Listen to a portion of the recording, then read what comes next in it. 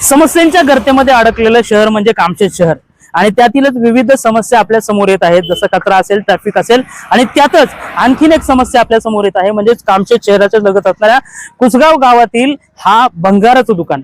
खरं तर ह्या भंगाराच्या दुकानातील आपल्याला अशी खबर आली की या ठिकाणी एका व्यक्तीला त्या ठिकाणी डेंग्यू झालेला आहे। मात्र या ठिकाणी आल्यानंतर खरं पाहिलं गेलं तर हे जे भंगाराचं शॉप आहे याला कुठल्याही प्रकारची परवानगी नाही आणि कुठल्याही प्रकारचा याच्यावरती अंकुश नाहीये की बाबा कुठं किती यांनी पसारा करावा, किती नाही करावा।